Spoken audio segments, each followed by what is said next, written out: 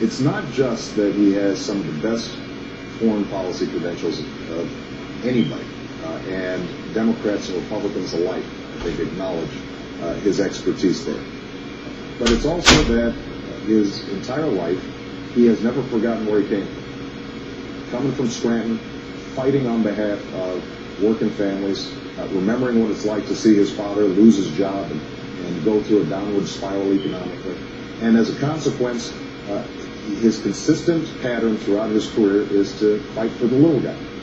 That's what he's done when it comes to economic policies that will help working families get a leg up. That's what he's done when it comes to, for example, passing the landmark 1994 crime bill, the Violence Against Women's Act.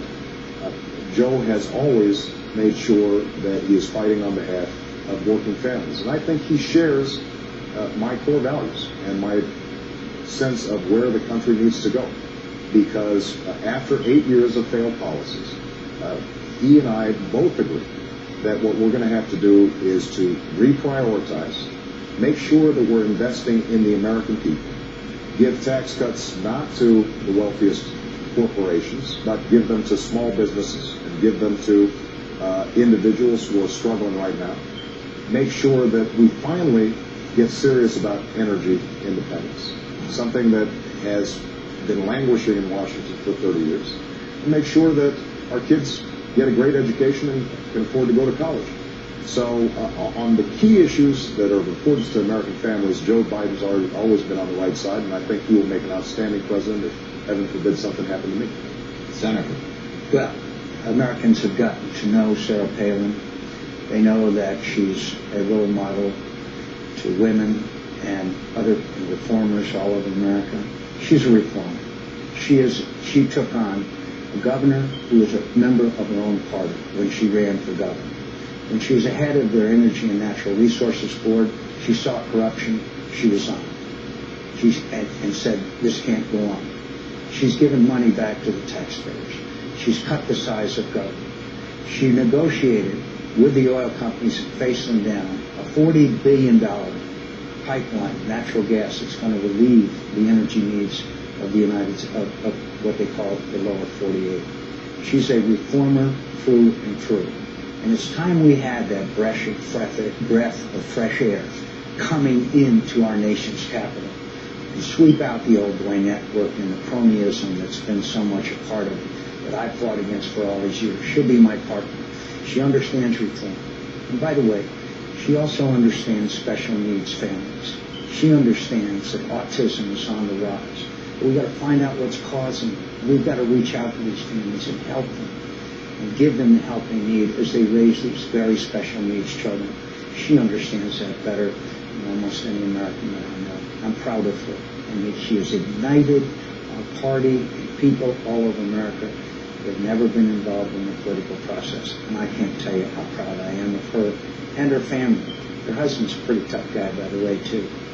Do you think she's qualified to be president? You know, I think that's going to be up to the American people. I think that obviously she's a capable politician, has, I think, excited a base in the Republican Party. And I think it's very commendable, the work she's done on behalf of special needs. I agree with that, John. I do want to just point out that autism, for example, or other special needs, will require some additional funding if we're going to get serious in terms of research. That is something that every family that advocates on behalf of disabled children talk about. And if we have a across-the-board spending freeze, we're not going to be able to do it. That's an example of, I think, the kind of use of the scalpel that we want to make sure that we're funding some of those programs. Do you think Senator Biden is qualified? Well, I think that Joe Biden is qualified in many respects, but I do point out that he's been wrong on many foreign policy and national security issues, which is supposed to be his strength. He voted against the first Gulf War. He voted against it, and obviously we had to take Saddam Hussein out of Kuwait, or it would have threatened the Middle Eastern oil supply. In Iraq, he had this cockamamie idea about dividing Iraq into three countries. We're seeing Iraq united as Iraqis. It's tough, hard, but we're seeing them. We're now about to have an agreement for status of forces in Iraq coming up. there were several issues in which, frankly, Joe Biden and I openly and honestly disagreed on national security policy, and he's been wrong on a number of the major ones. But again, I want to come back to, you notice every time Senator Obama says, we need to spend more. We need to spend more. That's the answer. Why do we always have to spend more? Why can't we have transparency, accountability, reform of these agencies of government? Maybe that's why he's asked for sought and proposed $860 billion worth of new spending, and wants to raise people's taxes in a time of incredible challenge and difficulty and heartache for the American. Let's go to a new topic here. We're running a little behind. Let's talk about energy and climate control. Every president since Nixon has said what both of you have said. Climate change, yes. Has said what both of you have said, and that is we must reduce our dependence on foreign oil. When Nixon said it, we imported from 17 to 34% of our foreign oil. Now we're importing more than 60%. Would each of you give us a number, a specific number of how much you believe we can reduce our foreign oil imports during your first term? I believe the first question goes to you, Senator McCain. I believe we can, for all intents and purposes, eliminate our dependence on Middle Eastern oil and Venezuelan oil. Canadian oil is fine.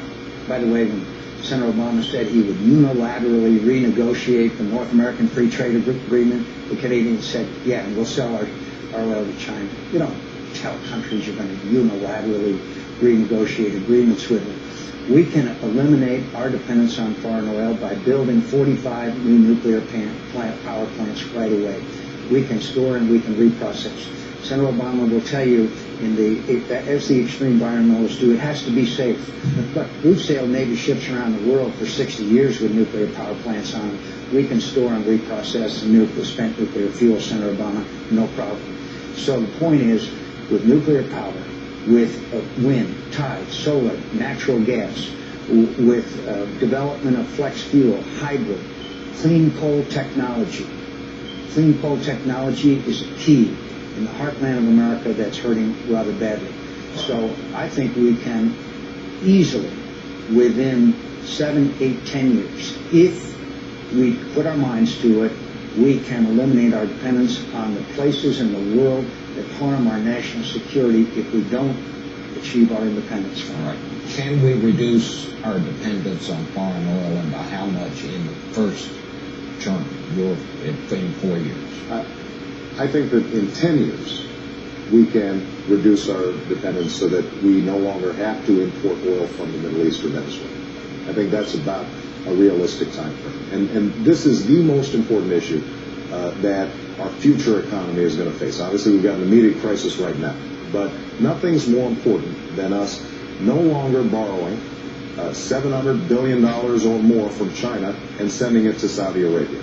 It's mortgaging our children's future. Now, from the start of this campaign, I've identified this as one of my top priorities, and here's what I think we have to do.